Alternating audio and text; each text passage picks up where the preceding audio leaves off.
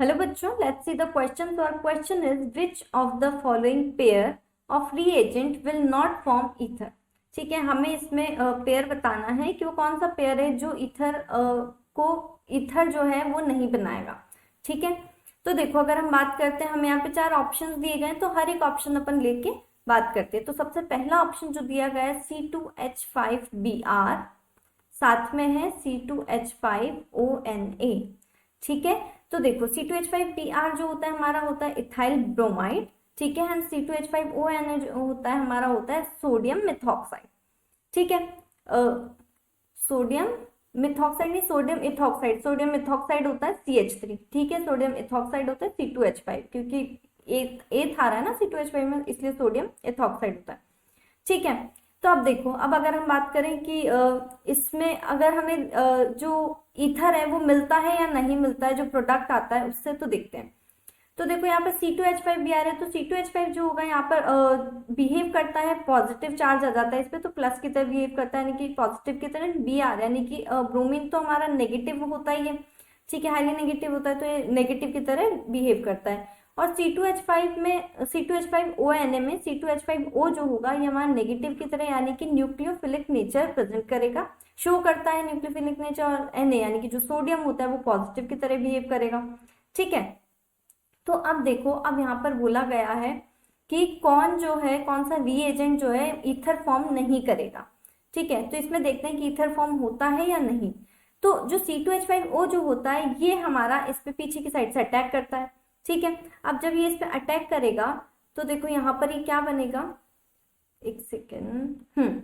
ये हमारा जो है पीछे की साइड से अटैक करेगा, तो अटैक करने के बाद यहाँ पर बनता है C2H5O C2H5। ठीक है, ये बन जाता है। अब यहाँ से जो हमारा ब्रोमीन निकला, ठीक है, ये किसके साथ चला जाएगा, ये हमारा कंबाइन हो जाएगा Na के साथ। ठीक है, तो ये NaBr बन जाएगा।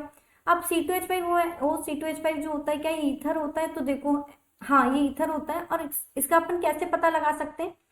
जो ये ऑक्सीजन होता है ना, इसके साथ में, यानी कि इधर की साइड और इधर की साइड, यानी कि दोनों साइड में अगर एल्काइल ग्रुप जुड़ा हुआ हो, एल्काइल चेन लगी हुई हो, तो ये हमारा क्या कहलाता है? ये हमारा ईथर कहलाता है। तो ठीक है, तो ये हमारा ईथर है। तो फर्स्ट ऑप्शन तो हमारा ईथर शो कर रहा है, तो ये तो हमारा ऑप्शन नहीं होगा, क्योंकि हमें तो बताना है जो ईथर फॉर्म नहीं करता है। ठीक है, बी अगर अपन देखें तो C2H5Br, साथ में CH3ON। ठीक है, CH3ON है, या ये जो होता है ये हमारा क्या होता है? मिथॉक्साइड होता है। ठीक है, सोडियम मिथॉक्साइड।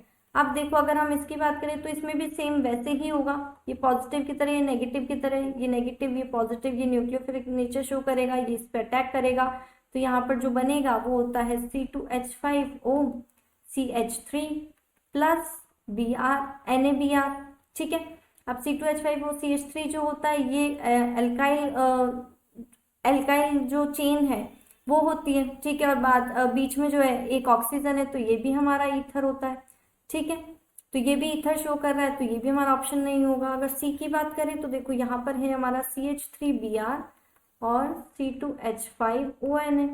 ठीक है, यहाँ पर भी वही हुआ है, पॉजिटिव की तरह नेगेटिव की तरह, नेगेटिव ये पॉजिटिव की तरह, अगेन ये यहाँ पर अटैक करेगा, तो जो प्रोडक्ट बनता है CH3O C2H5।